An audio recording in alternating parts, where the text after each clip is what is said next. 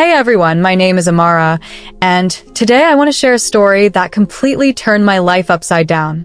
It's a whirlwind of emotions, unexpected events, and challenges that tested me in ways I never thought possible.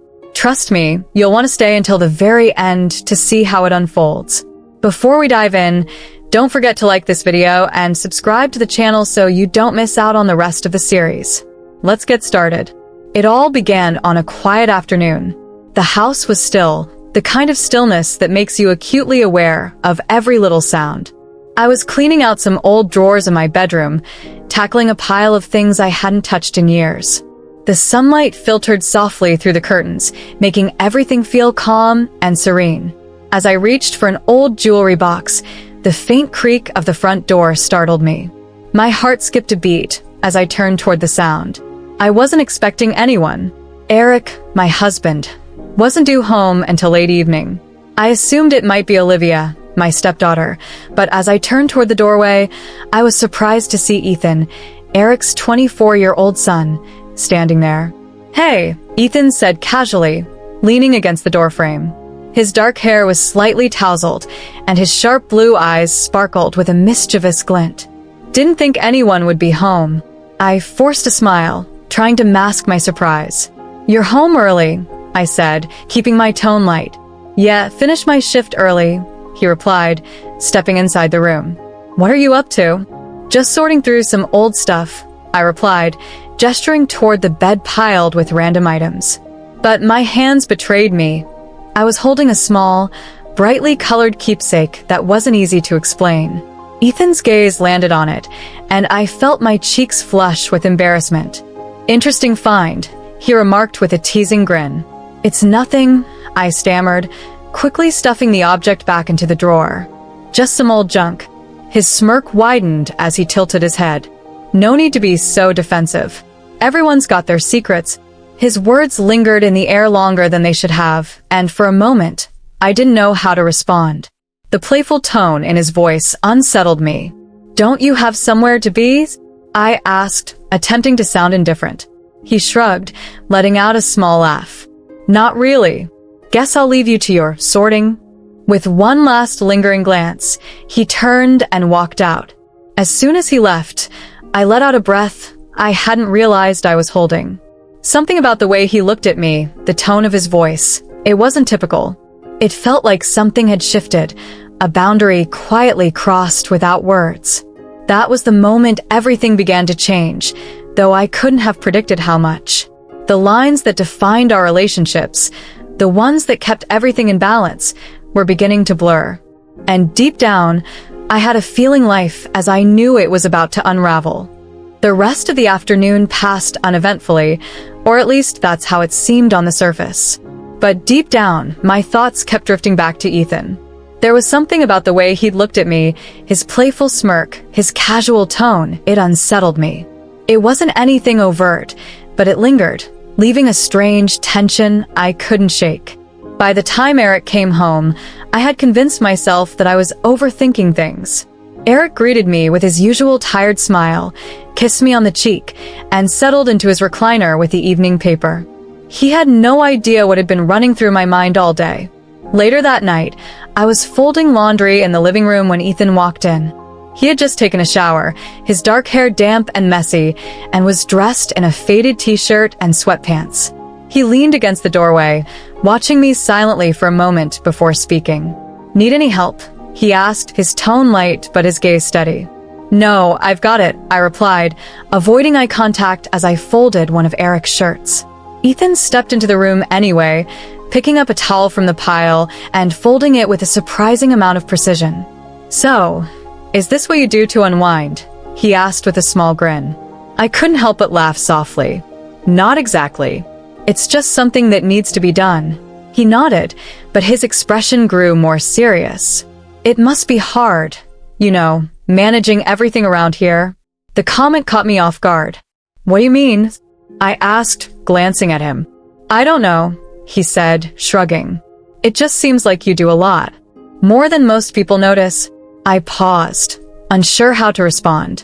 There was something sincere in his voice, something I hadn't expected. "Well, That's what family is for, right? I said, trying to lighten the mood.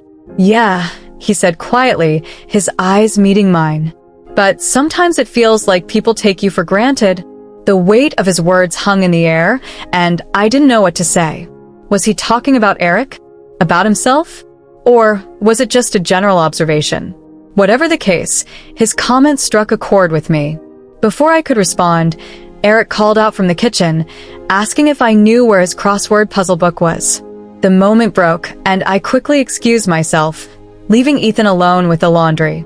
As I handed Eric his book and sat down beside him, I couldn't shake the feeling that Ethan's words weren't just an innocent observation. They felt deliberate, as if he saw something in me that I wasn't ready to acknowledge myself.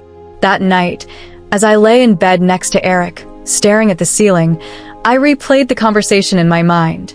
Was I overthinking things again?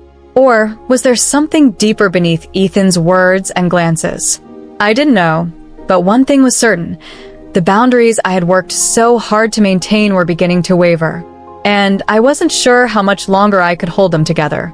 The next morning, I woke up determined to push aside the strange tension from the day before. It was probably just in my head, I told myself. Ethan wasn't doing anything wrong, and I was letting my imagination run wild. I went about my usual routine, preparing breakfast, tidying up the house, and catching up on emails. Eric had already left for the hardware store, and I assumed Ethan was still asleep. I was wiping down the kitchen counters when Ethan walked in, his hair still damp from a shower and a faint trace of cologne lingering in the air. He greeted me with a soft morning, his voice casual and relaxed. "Good morning," I replied, keeping my tone neutral as I returned to wiping the counter. He poured himself a cup of coffee and leaned against the counter across from me, his gaze following my movements. "You're always up early," he said with a small smile. "It's just a habit," I replied, glancing at him briefly before turning back to my work. For a moment, there was silence between us, broken only by the faint hum of the refrigerator. Then, Ethan spoke again, his tone softer this time. "You know, I've been thinking about what I said yesterday." I froze for a second, unsure of where this was going. "What about it?" I asked, trying to keep my voice even. "About people taking you for granted," he said, setting his coffee mug down. "I didn't mean to make you uncomfortable. I think you deserve more than what you're getting." His words caught me off guard, and I felt a strange mix of emotions, flattery, discomfort, and something else I couldn't quite name. "Ethan, I appreciate the sentiment, but you don't need to worry about me," I said, forcing a smile. "I'm not trying to overstep," he said quickly, his expression earnest. "I just think you're incredible, Amara. And I don't think you hear that enough." The air between us felt heavy, charged with something I didn't want to acknowledge. I turned away, busying myself with rearranging a stack of dishes on the counter. "Thank you, Ethan, but let's not talk about this, okay?" He didn't respond immediately, and when I finally turned back, his gaze was steady, his expression unreadable. "All right," he said after a long pause. "But if you ever need someone to talk to, I'm here." I nodded, unsure of what else to say, and he picked up his coffee and left the kitchen. For the rest of the day, I tried to shake the conversation from my mind, but it lingered like a shadow. Ethan's words played over and over in my head, and I found myself questioning things I'd never questioned before. Later that evening, as I was folding laundry in the living room, Ethan walked past and paused in the doorway. "Hey," he said softly, his voice breaking the quiet. "Hey," I replied, not looking up from the pile of clothes in front of me. For a moment, he didn't say anything. Then, after what felt like an eternity, he said, "You're not as invisible as you think you are, Amara." I looked up at him, startled, but before I could respond, he walked away, leaving me alone with my thoughts. That night, as I lay in bed next to Eric, I felt a strange mix of guilt and curiosity. Ethan's words stayed with me, echoing in the back of my mind. He saw something in me, something I wasn't sure I wanted anyone to see. And no matter how hard I tried, I couldn't ignore the growing tension between us. The days that followed were a blur of routine and restless thoughts. I tried my best to act normal, convincing myself that Ethan's comments were harmless and that I was making too much of it. but the tension was impossible to ignore. It lingered in every glance, every passing interaction, and every unspoken word. One evening, Eric had gone out to meet a friend, leaving me and Ethan alone in the house. I decided to spend the time reading in the living room, hoping to distract myself. The soft hum of the lamp cast a warm glow over the room, and for a while, it felt like I could breathe again. But then Ethan walked in, holding 2 glasses of wine. "Thought you might like a drink," he said, handing me one. "I don't usually drink much," I replied, hesitating for a moment before taking the glass. "Maybe tonight's an exception," he said with a small smile, settling into the armchair across from me. I sipped the wine, letting the warmth of it spread through me. We sat in silence for a while, the sound of the clock ticking in the background. It should have been comfortable, but instead, the quiet felt loaded, as though we were both waiting for something to happen. "What are you reading?" Ethan asked suddenly, nodding toward the book in my lap. "Oh, just something light," I replied, holding up the cover. "Nothing exciting." "I find that hard to believe," he said with a smirk, his eyes meeting mine. I laughed softly, shaking my head. "You always know how to make things sound more interesting than they are." He leaned forward slightly, resting his elbows on his knees. "That's because I see things differently, I guess. Like you don't give yourself enough credit." There it was again, that strange mix of sincerity and something deeper that I couldn't quite name. I looked away, focusing on the glass in my hands. "You're being kind, Ethan, but I'm fine." "Really?" "You say that," he replied, his voice softer now, "but I don't think you mean it." His words hit me harder than I wanted to admit. I opened my mouth to respond, but nothing came out. Instead, I took another sip of wine, letting the moment pass in silence. After a while, Ethan stood up, taking his glass with him. "Good night, Amara," he said, his voice lingering in the quiet as he walked out of the room. I sat there for a long time after he left, staring at the shadows on the wall. His words echoed in my mind, stirring up emotions I wasn't ready to confront. Was he right? Was there a part of me that wasn't fine, that had been yearning for something I couldn't name? That night, as I climbed into bed, I told myself that this had to stop. Whatever was happening between Ethan and me, it couldn't continue. The boundaries that defined our lives, our relationships, they had to stay intact. But deep down, I knew it wasn't that simple. The lines were already starting to blur, and I wasn't sure if I wanted them to go back to the way they were before. The next morning, I woke up determined to set clearer boundaries. Whatever tension was building between Ethan and me, it wasn't fair to anyone. Especially not Eric. I threw myself into household chores, hoping to distract my restless mind. Eric had left for another day of errands, and the house was quiet except for the faint sound of music drifting from Ethan's room. I decided to take the opportunity to spend some time in the garden, pulling weeds and trimming the overgrown hedges. The rhythm of the work calmed me, even if only for a little while. But the peace didn't last long. As I was kneeling near the flower beds, Ethan appeared, walking barefoot across the grass. He had that same relaxed air about him, a faint smile playing on his lips. "Looks like hard work," he said, standing a few feet away. "It keeps me busy," I replied, not looking up. He crouched down beside me, picking up a stray leaf and twirling it in his fingers. "You're always keeping yourself busy. Ever thought about just taking a break?" I glanced at him briefly, his words catching me off guard. "There's always something to do," I said, brushing dirt from my hands. Ethan studied me for a moment, his expression softening. You don't have to do everything on your own." I sighed, sitting back on my heels. "It's not about doing it alone. It's just how things are. Maybe they don't have to be," he said quietly, his voice carrying a weight I didn't want to acknowledge. I stood up, brushing the dirt off my knees and turning back toward the house. "Ethan, I appreciate your concern, but I'm fine." "Really?" He followed me, his steps slow and deliberate. "You always say that, but I don't think you believe it." I stopped in my tracks, finally looking at him. "Why are you saying these things? What do you expect me to do?" Ethan hesitated, his blue eyes locked on mine. "I don't expect anything, Amara. I want you to know that you're not invisible, that someone sees you, His words hit me like a punch to the gut, and for a moment, I couldn't speak. He stepped closer, his voice softer now. "You deserve to feel alive, not just stuck." I stepped back, shaking my head. "This conversation ends here, Ethan. Whatever you think this is, it's not. It can't be." He didn't say anything, just nodded slowly, his gaze lingering on me for a moment before he turned and walked back toward the house. As I watched him go, a storm of emotions churned inside me. Confusion, guilt, and something I didn't want to admit. Ethan's words echoed in my mind, stirring up feelings I had buried long ago. For the rest of the day, I avoided him. I buried myself in chores, in conversations with Eric, in anything that would keep my mind from wandering. But no matter how hard I tried, I couldn't shake the feeling that something had shifted between us, something I wasn't sure I could undo. That night, as I lay in bed, staring at the ceiling, I knew one thing for certain. The boundaries I had tried so hard to maintain were slipping.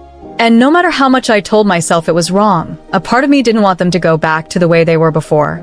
The following days felt heavier, like I was carrying a weight no one else could see. I avoided being alone with Ethan as much as possible, focusing on Eric, the house, and anything else to keep my mind occupied. But no matter how much distance I tried to create, Ethan's presence lingered like a shadow. One evening, Eric went to bed early, complaining of a sore back. I stayed up, curled on the couch with a book in my hands, trying to lose myself in its pages. The house was quiet except for the occasional creak of the floorboards, and for a moment, it felt like I could breathe. Then Ethan walked in, his footsteps soft against the hardwood floor. He was holding a glass of whiskey, his expression casual as he glanced at me. "Can't sleep?" he asked. I shook my head, forcing a small smile. "Just winding down." He held up the glass. "Want one?" I hesitated. "I don't usually drink this late. Maybe tonight's an exception," he said, pouring another glass without waiting for my answer. He handed it to me and sat down on the armchair across from the couch. I took a tentative sip, the warmth of the whiskey spreading through me. "Thanks," I said softly, keeping my eyes on the glass. For a while, we sat in silence, the air between us thick with unspoken tension. The faint sound of rain tapping against the windows only seemed to make the quiet more profound. "What's on your mind?" Ethan asked suddenly, breaking the stillness. "Nothing," I replied quickly, too quickly. He smirked, leaning back in his chair. "You're a terrible liar, Amara." I laughed nervously, shaking my head. "I'm fine, really." "You always say that," he said, his voice softer now. "But I don't think you mean it." I glanced at him, my heart racing as his eyes met mine. There was something in his gaze, something that made me feel seen in a way I hadn't in years. "Ethan, we shouldn't." "I'm not trying to make you uncomfortable," he interrupted, his voice steady but low. I care about you, Amara. More than I probably should." My breath caught in my throat, and for a moment, I didn't know what to say. The words hung between us, heavy and undeniable. "This isn't right," I whispered, more to myself than to him. "Maybe not," he replied, his voice barely audible. "But it doesn't change how I feel." I stood abruptly, setting the glass down on the table. "I think it's time we both called it a night." Ethan nodded, his gaze never leaving mine. "Good night, Amara," he said softly. I turned and left the room, my heart pounding as I climbed the stairs to the bedroom.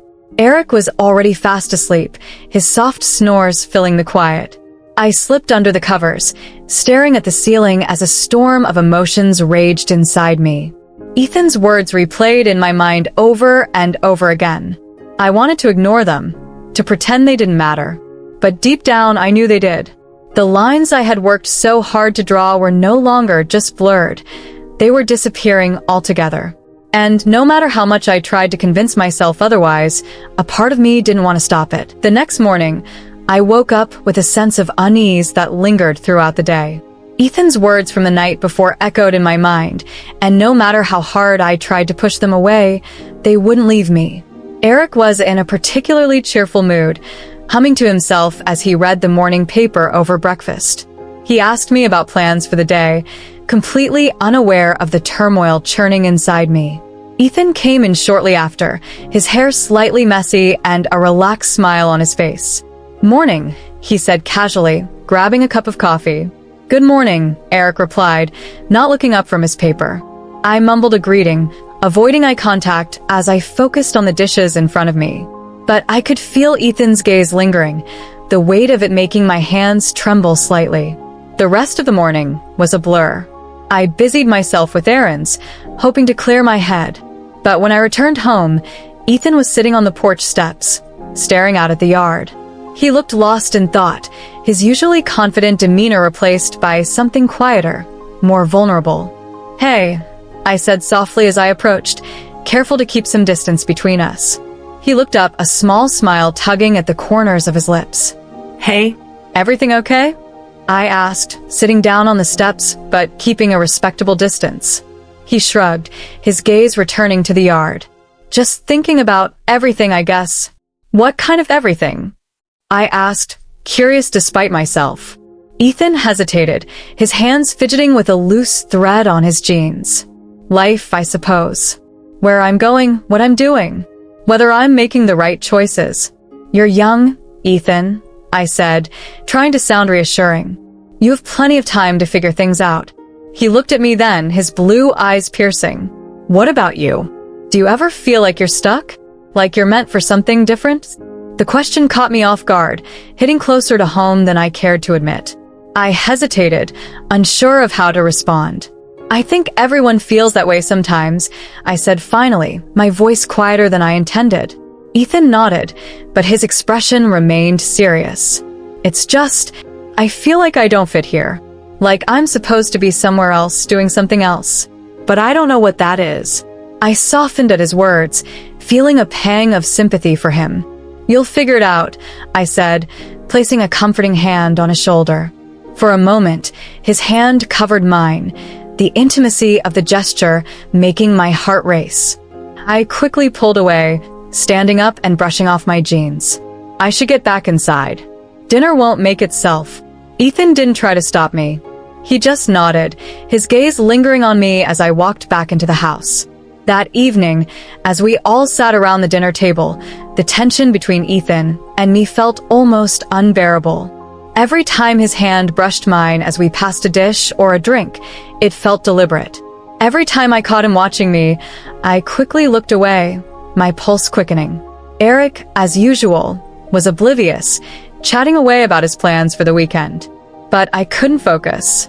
All I could think about was the storm brewing inside me, a mix of guilt, confusion, and something else I didn't want to name. After dinner, Ethan offered to help clean up. Normally, he would disappear to his room or head out with friends, so his offer caught me by surprise. "I want to," he said simply when I told him it wasn't necessary. We worked in silence, the air between us electric. At one point, our hands collided as we both reached for the same glass. Neither of us pulled away immediately. "You're different," he said softly, his voice just above a whisper. "What do you mean?" I asked, my throat suddenly dry. Ethan hesitated, his eyes searching mine. "You don't act like other women your age. You're real. You actually listen. You see people." I laughed nervously, stepping back to create some distance. "Well, that's flattering. It's not just that," he continued, his tone serious. "You deserve more than what you have, Amara. I wish you could see that." His words left me speechless, and for a moment, I didn't know how to respond. Before I could gather my thoughts, Eric called out from the living room, breaking the moment. Ethan stepped back, giving me a small, knowing smile. "Good night, Amara," he said softly before leaving the kitchen. I stood there for a long time, staring at the empty space where he had just been. The lines between us were disappearing faster than I could draw them, and I wasn't sure if I wanted them back. The following days were a test of my self-control. I avoided Ethan as much as possible, throwing myself into errands, household chores, and even mindless distractions like reorganizing the pantry. Anything to keep my thoughts from drifting to him. But no matter how much distance I tried to create, he always seemed to find a way back into my mind, and into my day. One afternoon, while Eric was out running errands, I was folding laundry in the guest room. The house was quiet except for the faint hum of the dryer in the background. I had just finished folding a stack of towels when Ethan appeared in the doorway. "We need to talk," he said, his voice firm but calm. I didn't look up, focusing on the towel in my hands. "There's nothing to talk about, Ethan." "Yes, there is," he insisted, stepping into the room and closing the door behind him. I sighed, finally meeting his gaze. "What do you want me to say?" "I want you to be honest," he said, his eyes locked on mine. "About how you feel." I froze, my heart racing as his words hung in the air. "Ethan, whatever this is, it has to stop. It's wrong, and it's unfair to Eric." His jaw tightened, and I saw a flicker of frustration in his expression. "What about what's fair to you, Amara? Have you even thought about that?" "This isn't about me," I snapped, my voice shaking with the effort to stay composed. "Maybe it should be," he replied, stepping closer. "You deserve to be happy, to feel alive. Don't you want that?" His words cut through me, leaving me breathless. I wanted to argue, to tell him he was wrong, but I couldn't, because deep down I knew he wasn't. "Ethan, we can't do this," I whispered, my voice barely audible. "If Eric ever found out—" "He won't," Ethan interrupted, his tone steady but full of emotion. "And even if he did, do you really think he'd care? He hasn't really seen you in years, Amara." "But I do." I felt tears sting the corners of my eyes, and I quickly looked away, shaking my head. "This isn't about Eric. It's about us. And whatever this is, it's impossible." "Why?" he asked, his voice softer now. "Because you're afraid of what people might think. Or because you're afraid of how you feel." I opened my mouth to respond, but no words came out. My chest tightened, and I felt trapped, like the walls of the room were closing in around me. "Ethan," I said finally, my voice breaking, "I can't do this." His gaze softened, and he stepped back, giving me the space I so desperately needed. "I'm not trying to make this harder for you," he said quietly, "but I can't pretend I don't feel something for you. And I don't think you can either." With that, he turned and walked out of the room, leaving me alone with the storm of emotions swirling inside me. That night, I lay in bed next to Eric, staring at the ceiling as tears silently slid down my cheeks. I hated the mess I had created, the lines I had crossed, and the feelings I couldn't seem to control. But most of all, I hated the part of me that didn't want to let go of whatever this was. The days that followed were a delicate balancing act. I tried to focus on my marriage, throwing myself into my responsibilities as a wife. But no matter how much I told myself that I had to move on, the tension between Ethan and me lingered like an unspoken secret, thickening the air with every passing glance. One evening, Eric was out visiting a friend, leaving Ethan and me alone in the house. I planned to spend the evening in the living room with a book, doing my best to avoid him. But as I turned the page of my novel, Ethan walked in, carrying 2 glasses of whiskey. "You look like you need this," he said, holding one out to me. I hesitated. "Ethan, I don't think." "Please," he interrupted, his voice softer. "Just one drink." Reluctantly, I took the glass, the coolness of it pressing against my palm. Ethan sat across from me, his gaze steady as he took a sip of his drink. The room felt smaller, the air heavier with every moment of silence. "What are you thinking about?" he asked finally, his voice low. I glanced up at him, startled by the question. "Nothing," I said quickly, though the unsteadiness in my voice betrayed me. "You're lying," he said with a faint smirk. "You've been lost in thought all night." I set my glass down on the table, my hands trembling slightly. "Ethan, this isn't a good idea. We shouldn't even be having this conversation." "Why not?" he asked, leaning forward slightly. "What are you so afraid of, Amara?" I stared at him, my heart pounding in my chest. "I'm afraid of ruining everything. Of crossing a line we can't come back from." He nodded slowly, his eyes never leaving mine. "I get it. But sometimes the things we're most afraid of are the things we need the most." The weight of his words hit me like a tidal wave. I wanted to argue, to tell him he was wrong, but deep down I couldn't. Because a part of me, the part one had tried so hard to suppress, knew he was right. The power flickered, and then, without warning, the room plunged into darkness. I heard Ethan move closer, the soft shuffle of his footsteps on the carpet. "Stay there," he said. "I'll find a flashlight." But before he could step away, his hand brushed against mine in the dark. The touch was brief but electrifying, sending a wave of warmth through me. I froze, caught between pulling away and leaning into the moment. "Amara," he said softly, his voice barely more than a whisper. "Tell me you don't feel this too." I opened my mouth to speak, but no words came out. Instead, I turned toward him, guided by the sound of his voice and the warmth of his presence. And then, before I could stop myself, I felt his lips against mine. The kiss was tentative at first, a hesitant brush of emotions neither of us knew how to express. But it quickly deepened, fueled by a longing we could no longer deny. For a moment, everything else faded away. The guilt, the fear, the consequences. All that existed was him and me. When the lights flickered back on, reality came crashing down around us. I pulled away, my hands trembling as I stepped back. "This can't happen," I whispered, my voice shaky. "I know," he said, his tone steady, but filled with pain. "But it already has." I stared at him, my mind racing as I struggled to make sense of what had just happened. And in that moment, I realized that the lines we had crossed weren't just blurred, they were gone entirely. And there was no going back. The next morning, the weight of what had happened pressed down on me like a storm cloud. Ethan's words, his touch, his kiss, they were all I could think about, even as I went through the motions of my day. Eric sat at the breakfast table, sipping his coffee and flipping through the newspaper, completely unaware of the chaos brewing just beneath the surface. Ethan entered the kitchen a few minutes later, greeting Eric with a casual morning. He glanced at me briefly, his expression unreadable, before pouring himself a cup of coffee and sitting down across from me. The three of us sat in silence, the clink of silverware and the hum of the coffee maker the only sounds in the room. But despite the appearance of normalcy, the tension between Ethan and me was palpable, like a string pulled too tight, ready to snap.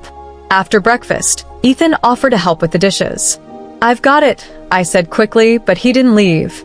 Instead, he stood beside me at the sink, drying the plates I handed him. For a while, we worked in silence. But as I reached for a glass, his hand brushed against mine, and I froze. "We can't keep doing this," I said softly, my voice barely audible. "I know," he replied, his tone equally quiet. "But that doesn't mean it's easy to stop." I turned to face him, my heart pounding. "Ethan, this isn't just about us. Eric, he doesn't deserve this."